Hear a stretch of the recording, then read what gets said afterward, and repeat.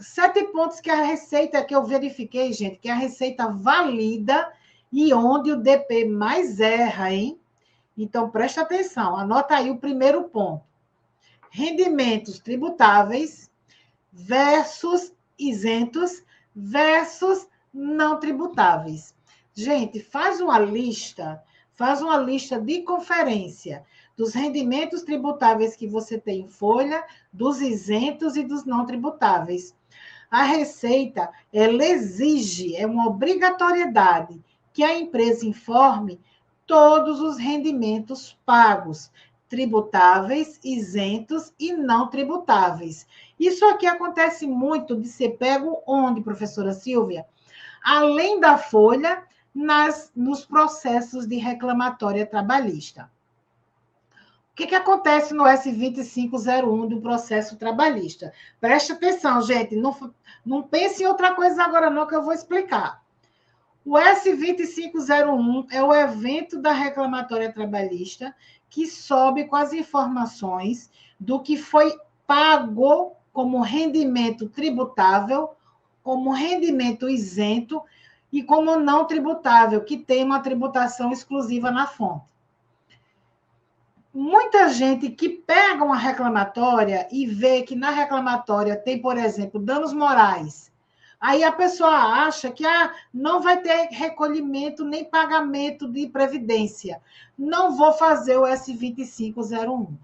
É justamente aí que a pessoa está errando. Por quê? Porque existe uma aba e um código de receita específico, tá?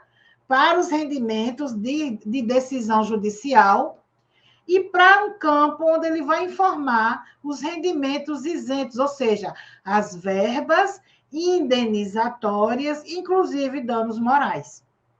Então, gente, é obrigado você informar, mesmo que não haja recolhimento do imposto de renda retido na fonte. Algumas pessoas estão se atrapalhando achando que não precisa. Uma outra situação, rendimentos recebidos acumuladamente, o RRA. O RRA é um rendimento que ele pode ser pago quando de um ano calendário para um ano seguinte, a empresa ela não pagou aquele valor ao funcionário, ao trabalhador. E vai pagar, por exemplo, numa reclamatória trabalhista ou até na própria folha de pagamento do mês, não tem problema. Via alguma convenção coletiva que mande, né, fazer o pagamento. Todas as vezes em que existir um rendimento, um RRA dentro de um processo que você precisa declarar, você precisa fazer aquela regra para descobrir a base do RRA, que não vem agora, não dá para fazer aqui, tá, gente? Mas no exemplo vocês vão entender. O RRA, eu vou pegar o valor que eu tenho ali do rendimento acumulado, vou multiplicar pelo número de meses, aquela base de cálculo que eu encontrar ali, se ela ficar na tabela do RRA no isento, mesmo assim eu sou obrigada a declarar na DIF, para fins de DIF. E muita gente não está fazendo essa informação. Aí fica dizendo, está dando diferença, eu não estou encontrando. Dá uma vasculhada nas reclamatórias trabalhistas, se foi deixado de informar a parte de rendimentos isentos e não tributáveis. É obrigatório. Olha aí, vocês sem saber, né, da informação. Os limites oficiais do trabalhador assalariado é até 28.559,70 e sem vínculos de aluguéis e royalties é de R$6.000 mês. Então, a DIRF, gente, ela não é só o imposto de renda retido na fonte. A DIRF é tudo que foi pago no mês aquele para o funcionário, quer seja de rendimento isento, quer seja de rendimento tributável, ok? Você não gostaria de chegar em janeiro tranquilo, sem estar esquentando sua cabeça com DIF? Então, você precisa se preparar para esse processo. A visão agora de cálculo é totalmente diferente. Você tem que mudar culturalmente e entender que a responsabilidade é sua. Você, quando está representando uma empresa, você é corresponsável. Segundo o campo crítico da DIF, que a Receita está de olho. Pensão alimentícia, gente. A pensão alimentícia, muita gente, eu já peguei em consultorias, colocando pensão alimentícia, que o funcionário chegou e falou que estava dando ao filho. Não é essa pensão, essa aí não funciona. Pensão alimentícia, ela tem que ser através de decisão judicial, acordo homologado, não verbalmente, hein? Acordo homologado, e escritura pública. A pensão informal, ela não entra para fins de DIF e sempre vai ser informada como uma dedução, não como um rendimento. Quarto ponto crítico que vai impactar a sua DIF no ano de 2025. A DIF, ela vai cruzar automaticamente, gente, o E-Social, a FD-Reinf, a DCTF-Web, os pagamentos na folha. Por que pagamentos na folha, professora Silvia? Porque o imposto de renda, ele tem como regime de apuração, o caixa, regime de caixa. Então, tudo que é apurado para fins de imposto de renda é apurado por regime de caixa. Então, é pelo evento S1210, tá? Além do imposto de renda, o que é ficar retido, o extrator da DIF. Gente, o extrator da DIF, ele é também um validador. O que passar no E-Social e o que passar na FD-Reinf, se estiver em desacordo com a legislação, vai ser barrado no extrator da DIF. Então, agora, esses cruzamentos, eles são muito mais rígidos, eles estão muito mais fechados, né, para que a gente não consiga mandar informações incorretas. Inclusive, pessoal, lá no extrator da DIF, eu tenho aqui um vídeo no canal do YouTube do DP Conectado, onde eu abri o extrator e mostrei a vocês o que tinha dentro dele. Então, vai lá no vídeo, deixa o like, que a professora fez um esforço enorme para deixar o conteúdo bacana para vocês. Dê uma olhadinha lá que eu mostrei a vocês. Lá embaixo tem uma parte que tem assim, ó, críticas. Ali é onde é que vai ficar concentrado os erros. Então, sempre que vocês utilizarem o extrator para validar o arquivo, dê uma olhadinha ali naqueles erros para vocês corrigirem a tempo. Antes de janeiro, vocês têm que fazer de tudo para chegar lá, sabe, com tudo em paz, né? Com tudo administrado, com a sua gestão da DIF corretamente. Quinto ponto crítico, que a Receita Federal está focada mensalmente na entrega das informações dos arquivos para a DIF. Rúbricas mal parametrizadas. Joguei a bomba agora.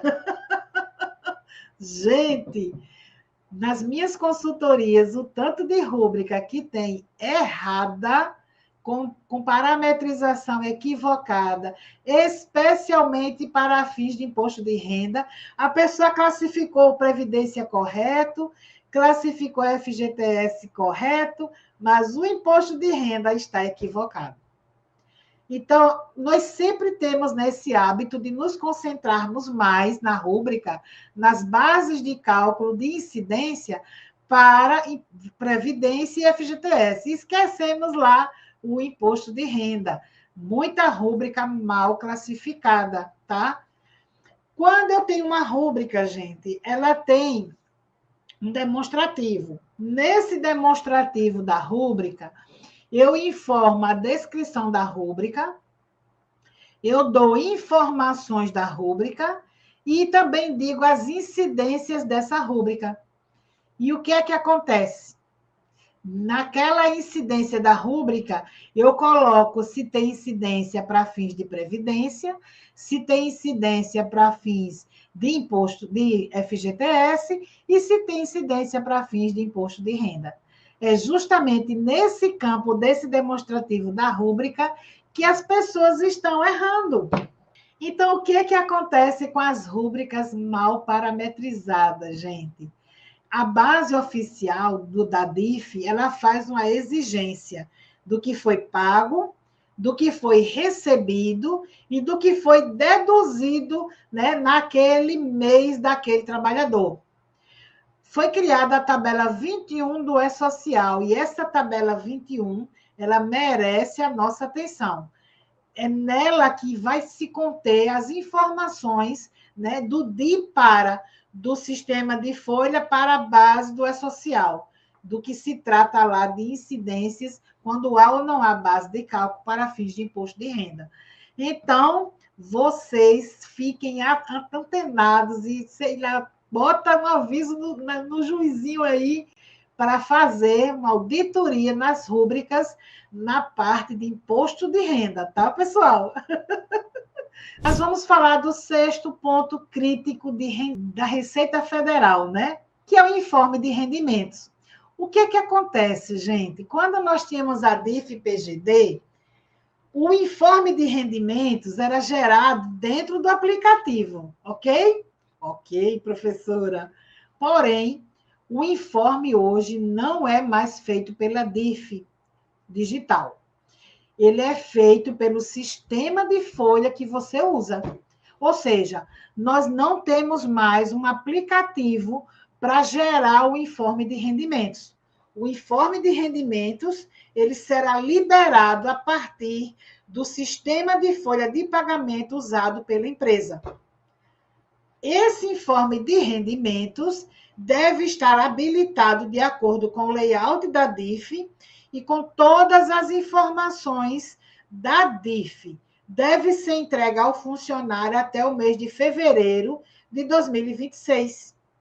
Gente, vocês não vão deixar para chegar lá em fevereiro, janeiro, fevereiro, tendo dor de cabeça com DIF de 2025. Corram atrás do prejuízo, hein? Não fiquem parados esperando que o governo prorrogue, que o governo volte para a PGD, que isso não vai acontecer, que o governo, sei lá, tenha uma atitude de uma ação que vá livrar você de informar a DIF de 2025, a DIF digital, corretamente. Corra atrás do prejuízo. Se mantenha bem informado e qualificado, tá? E o que é que isso acarreta, professora Silvia? Isso quer dizer que se o informe de rendimentos, se as informações que eu mandei para a DIF pelo meu E-Social estiverem erradas, a DIF vai ficar errada e o informe de rendimentos errado.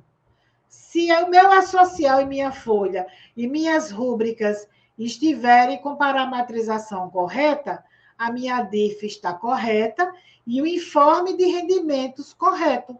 E, por fim, gente, o último, e é o número 7, né? O sétimo campo crítico, que a Receita está de olho em relação à DIF. Anota aí no caderno, as retificações. Gente, a retificação, na regra geral, ela substitui a declaração anterior por completo. Então, se você errou, ajusta. É simples, é rápido e é obrigatório. Então, se você precisar fazer algum ajuste na tua DIF, faça. Professora, desde janeiro que a minha DIF não está com informação, né, no meu sistema de folha, ajusta e manda a criatura. Tudo certinho, hein?